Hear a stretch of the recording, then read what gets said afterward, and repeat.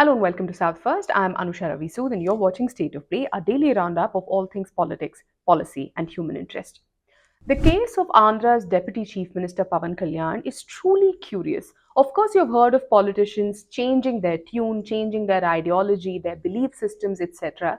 Most often than not, when they change political parties that seem to be contradictory to the previous party they were part of. But in Pawan Kalyan's case, there is no change of party, but it seems there is an entire flip flop on his stance on several issues, including language, identity, and religion. Communal politics is something Pawan Kalyan had promised that he will never dabble in when he floated his own party, the Janasena party. Years down the line, now as a partner in the NDA government of Andhra Pradesh, a very reliable loyal partner of the BJP in the Telugu state, Pawan Kalyan, it seems, has taken upon himself the responsibility of propagating the BJP's two core ideas, Hindi and Hindu. Earlier last week, Pawan Kalyan, the Deputy Chief Minister of Andhra Pradesh, while attending an event organized by the Union government's Rashtra Bhasha department, made a comment that if own languages are like Amma, then Hindi is like Pedama. In Telugu, Pedama means aunt, the mother's elder sister. Pawan Kalyan, of course, was making this statement at an event meant and organized by the union government's department that is vested with the responsibility of promoting, propagating Hindi across the country. In fact, crores and crores in rupees are spent on promotion of Hindi by this particular department allocated in the union budget, the kind of money that is not given to any other Indian languages, including classical languages. And mind you, Hindi is not one of the classical languages of India. Despite that, crores of rupees are spent to promote this language, primarily because the constitution asks the government to promote Hindi. English, which is an alternate official language, was accepted by all non-Hindi speaking states. For years now, the union government, irrespective of the party in power, have been pushing to make Hindi the unifying language. And this attempt has been met with severe opposition by non-Hindi speaking states, especially from eastern and southern part of India. Well, you may say, shouldn't be surprised that Pawan Kalyan is an alliance partner of the BJP. He is the chief of the Janasena party. He is somebody that the BJP thinks of as a reliable ally. Why shouldn't Pawan Kalyan then actually promote what the BJP's push has been for Hindi? Well, simply because a few years before, Pawan Kalyan's stance on Hindi was directly opposite, directly contradictory to what he claims it is to be now. Now, Pawan Kalyan has been pushing to make Hindi the Rashtra Bhasha. He, in fact, insists that it will be a unifying language. It should be adopted, adored, accepted by all. It will become a language that will help people, just like how learning English has helped people secure jobs outside the country. Hindi will help people communicate, indulge in professional, personal communication with people other than those who belong to their state. This, Pawan Kalyan believes, should be why Hindi should be accepted as the Rashtra Bhasha.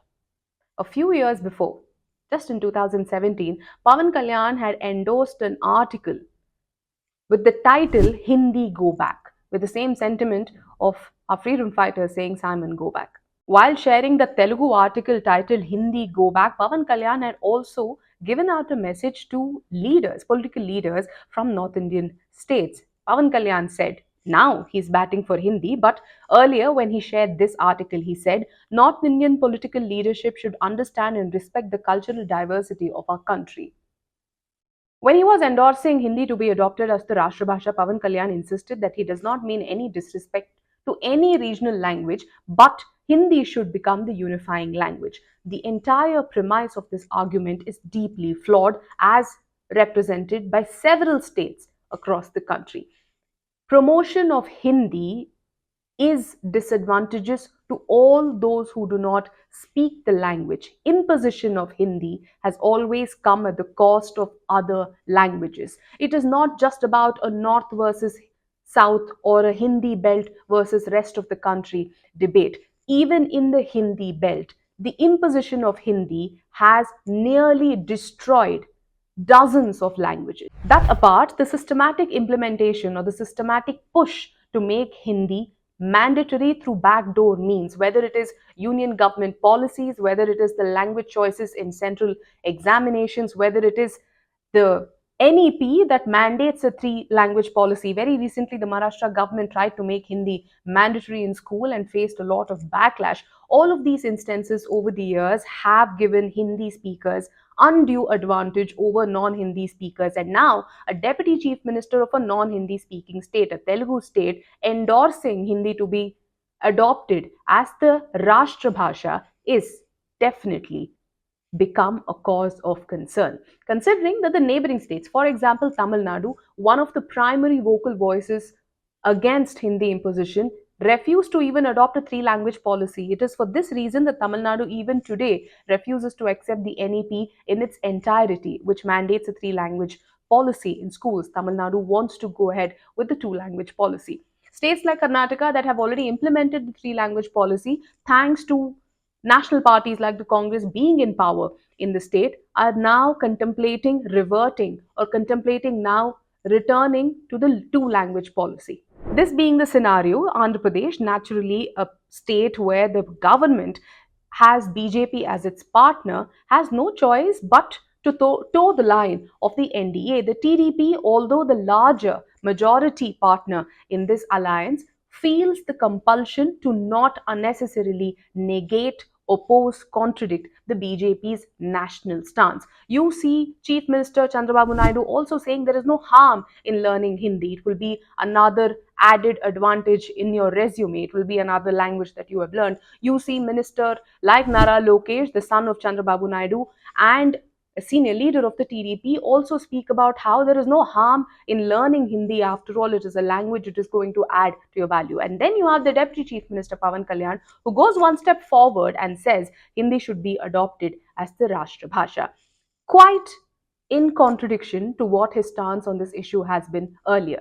But this isn't the only place where Pawan Kalyan has seen an entire flip flop. His stance, his ideology has taken a 180-degree turn. But this is not the only place where Pawan Kalyan's ideology has taken a U turn. This isn't the only topic on which Pawan Kalyan used to have a different opinion and now claims to profess a different opinion altogether. Right at the beginning of his political career, when he floated the Janasena party, yes, he was also part of his elder brother Chiranjeevi's party when it came about, but his political path career was charted right after he floated his Janasena party. At that point in time, Pawan Kalyan was extremely careful, vocal, and public about not wanting to use his cultural, religious identity for political purposes. So much so that he did not want to emphasize on his caste, which would have been a huge political capital for him right at the beginning of his political career. He chose not to emphasize on it. He chose to, in fact, endorse leftist ideology. Che Guevara, for a very long time, used to be Pawan Kalyan's icon. In fact, for Che Guevara's anniversaries, birth, death anniversaries, he would put up posts admiring him, uh, praising his ideologies and his stance. When he started his political party, Pawan Kalyan was very vocal in speaking against caste, against religion being used as tool in politics. So much so that Pawan Kalyan used to also celebrate Marxist revolutionary Che Guevara in public. In his interactions, his choice were the left party, CPI and CPIM. They always felt that he was their man, but Pawan Kalyan never really distanced the BJP as well. He was somebody who wanted to keep his options open, and now it seems he's zeroed in on what exactly his political plank should be. But before the entire attempt to become the Hindu Hriday Samrat of Andhra Pradesh, in becoming an icon of Hindutva in Andhra Pradesh, a state that has not ever subscribed to communal politics, a state where the BJP has not been able to raise leaders on the lines of polarization, communal polarization, a state which has never really seen the kind of communal tensions that you see in other states of the country. Andhra Pradesh is a state that has never really voted on communal lines. Andhra Pradesh is not a state that has been disturbed by communal tensions like other states as much. Andhra Pradesh is not a state, the electorate is not something that is polarized communally. And for any entity that would like to get political dividends out of such instances, it needs a strong face, a strong icon, a strong presence. The BJP does not have the kind of strong leaders it may need to inspire politics on communal lines like it has done so in other states. Pawan Kalyan, given his massive popularity already, it seems, is the right candidate for this pitch. A few years ago, Pawan Kalyan would be very proudly speaking about how he will never use his caste or his religion for political brownie points. He had even spoken about, made public statements about how religion and caste were anathema to him, and he did not belong to any religion or caste. He even said in public that his daughter was baptized in the Russian Orthodox Church. Now, when you see Pawan Kalyan's statements right after he became the deputy chief minister and he did this entire diksha for half a month, and that culminated in Tirupati right after Chandrababu Naidu's controversial statements, unsubstantiated statement on adulteration of ghee used in the making of Tirupati Laddu with animal fat. Now, this case is still in court and investigation has been ordered. Nonetheless, Pawan Kalyan swooped in on the opportunity, wrapped himself in saffron, and took out a diksha. At the end of his diksha, he made a declaration, a Varahi declaration.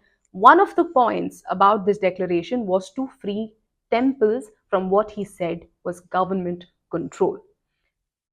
Clearly, Pawan Kalyan, who started off as a progressive, secular, liberal leader, has now taken the position of a staunch Hindutva icon, promoting the BJP's two core ideas of Hindi and Hindu in Andhra Pradesh.